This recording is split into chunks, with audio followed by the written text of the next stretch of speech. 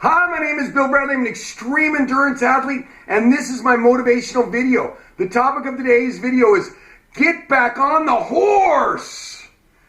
Have you ever took on a challenge, maybe a race or an event, or maybe a new business venture, and you failed? You didn't make it, you didn't finish your race, you didn't finish your event, you crashed and burned, or you went bankrupt in business? And even the thought of it, of trying it again, scares the crap out of you.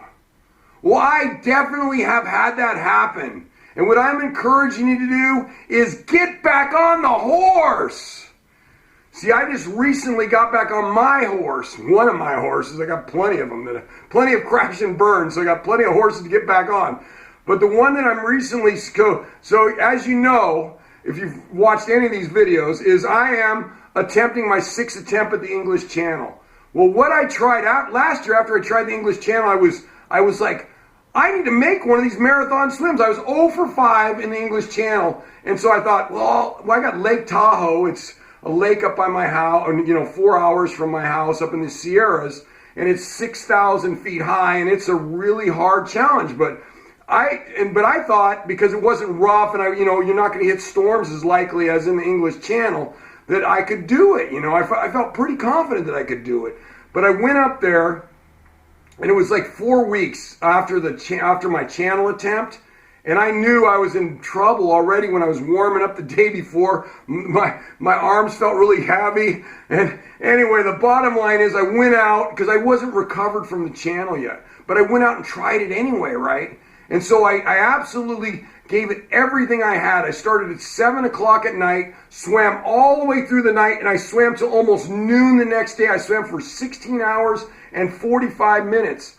And I made it a little over halfway across the lake. It's 21 miles. I was so overtired and so weak that I just was swimming incredibly slow. I don't know if I could ever do that again. But here's the thing. This channel, that's fresh water up there. And as you get slower, as I got slower and slower and slower, my legs started to sink. And unlike salt water, where you're much more buoyant, and it's easier to stay afloat, well, here, as I was going down, as my legs are sinking, but I'm like possessed not to finish this thing. And anyway, my legs are getting, they're dropping like this. So here's my legs, and pretty soon I'm just kicking, just my head's above the water. Well, I started throwing up. I think I just got my body so overtired that I was throwing up. I threw up like 6 times. I was so weak that finally, I just felt like, I felt like I was going to drown. I literally felt like I was going to drown. I just had no strength left in me. I was doing the breaststroke. I couldn't even lift my arms above my head anymore to do freestyle. And I thought I was going down. And I had to swim. I felt this last puke coming up, and it was a huge one. And I had to swim over to the kayak, and I grabbed the kayak, and I just puked and puked and puked. And that's how my race ended. 16 hours, and my swim ended 16 hours and 45 minutes. You think that left a lasting impression on me? Yeah, it scared the crap out of me, because I literally felt like I was ready to drown. I felt like I was ready to drown. 16 hours and 45 minutes at altitude will make me feel like I'm ready to drown. I just found that out. But anyway, what I did though is it has bothered me. I haven't been, I don't talk about it. I talked about setbacks. I don't talk about them. I just did a video on that. I don't talk about them, but I came up with a plan. And so my buddy Tom had told me about another lake that's even higher than Lake Tahoe. It's 7,200 feet rather than 6,000. And he said, let's go do a swim up there. And so we just went up last weekend, and I did. And trust me, I was nervous because it had been, that was the last freshwater swim at altitude I'd done. And so I went up there, and we swam 3 hours. And obviously I'm a lot fresher than I was last time because I haven't done the English Channel a month before.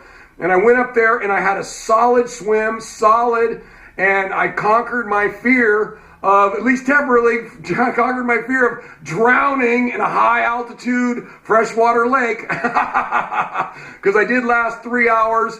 So anyway, it was huge, and it's a big confidence builder for the channel too, because I pushed myself way out of my comfort zone to go do that swim for that long, and face my drowning in a fresh mountain high altitude lake.